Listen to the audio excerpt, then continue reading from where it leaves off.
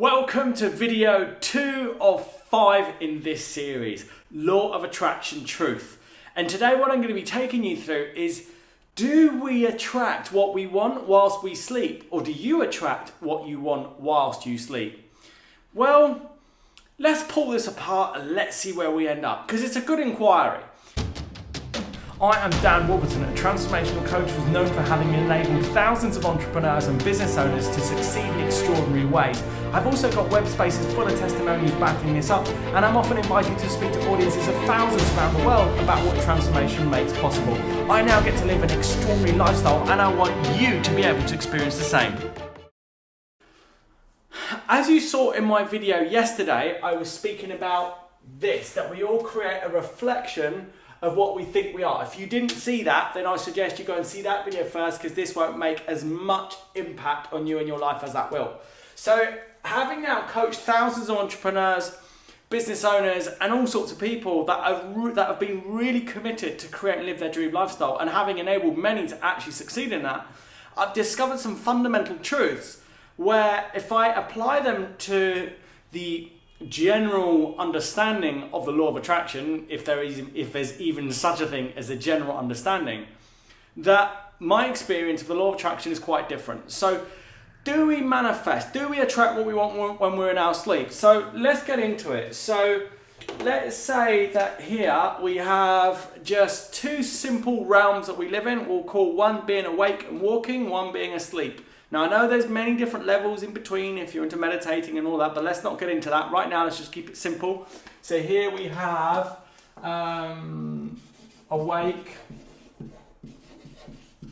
and here you are there with your little body, your nice smile, and there you are with your mad hair. Makes you look like a king, I know, but whatever. There you are, and you're awake during the day, right? Now, so if during the day, what you're thinking about are things that are empowering, uplifting, and let's say you're taking on ways of being like we went through yesterday, like being unstoppable, alive, free, and you're being consistently in action, then you're naturally going to have conversations with people that are going to create opportunities for you. You're going to take actions that's going to enable you to create the things that you want in your life, and bit by bit, you're going to start seeing solid objects arrive in your life, such as great relationships, money, and then with the money you can then buy the things that you've always wanted, and things like that begin to happen. Now, we can see that happens during the day, because during the day when we're awake, we're in action or we're not taking action. So it's easy to see what happens in the world as a result of being in action and not action, okay?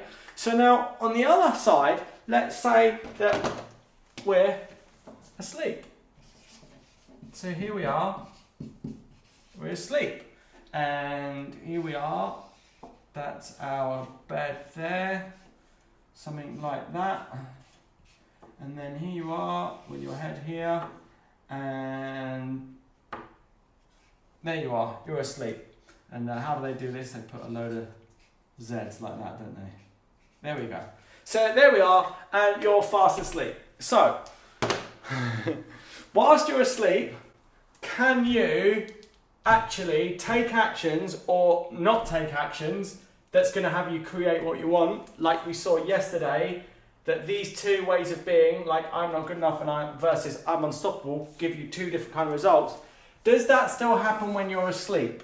Yes or no? Here's the question. Actually, yes. Let me explain why. During the day, if you're totally focused on creating and living your dream lifestyle, and you take these actions, and it becomes like a deep commitment, a deep purpose, a deep calling to really create and achieve all those things, then naturally what happens is when you're asleep, your brain is going to begin trying to understand all the information it's taken on.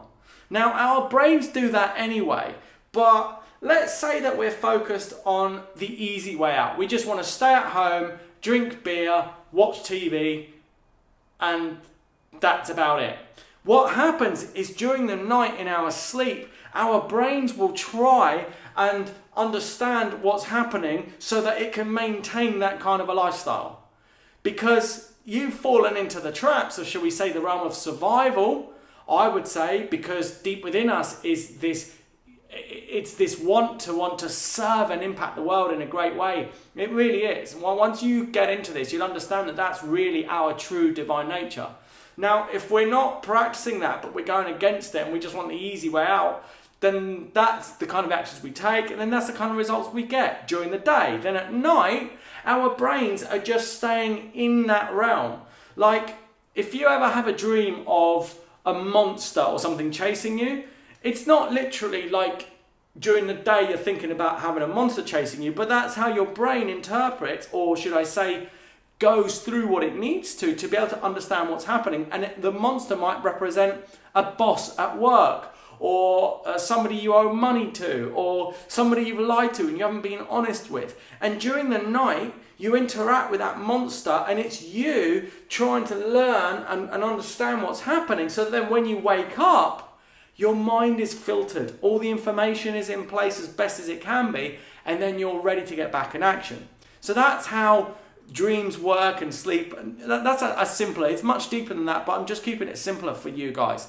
And so that's what happens when we sleep. Now, if during the day we're not focused on creating something great and something wonderful, not much happens in our sleep. But if we're truly committed during the day and we're in action and we're keeping the inspiration alive to truly create and live that dream lifestyle, then yes, during the night we end up going through processes that assist us in our bigger vision and our bigger mission. Yeah? So let me give you a tip. There's 2 times during the day where you have the greatest influence over your mindset. Do you know when they are? They're actually the first 10 minutes. I'm going to sneeze. Am I going to sneeze? Oh, no, it's okay. The last 10 minutes and the first 10 minutes are the days when... excuse me. Okay, I'm much better now. Okay, so yeah, the last 10 minutes and the first 10 minutes of each day are the most important. So, what you can do is during those, let's say the last 10 minutes, is you can reflect upon what are the things that you did well, what are the things that you didn't do well, and how could you do them better? And a great practice is what you're grateful for. Because what happens is we generally take more actions and we move towards, certainly on a subconscious level, we move towards creating more of those things that we're focused on. So if you're focusing on all the things that you enjoy, all the things that you love, then what happens is in your sleep, you're going to be thinking about those things much more likely. And then when you wake up, you'll wake up with new ideas of what actions you can take to create and fulfill on those things. Secondly, when you first wake up in the morning, set the pace of the day with the first 10 minutes.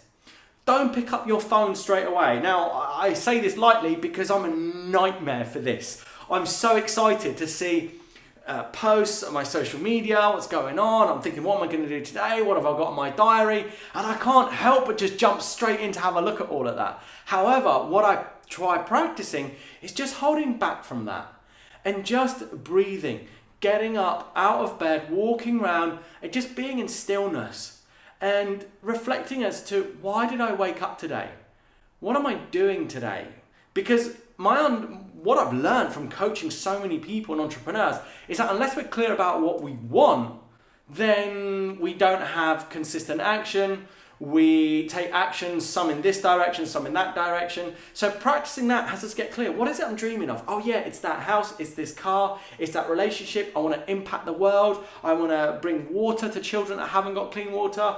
I want to help elderly people, I want to improve the lives of other people with this product, this service, and then that's going to make possible for me is this and that. You see, that way of thinking when you first wake up is going to set a real nice pace.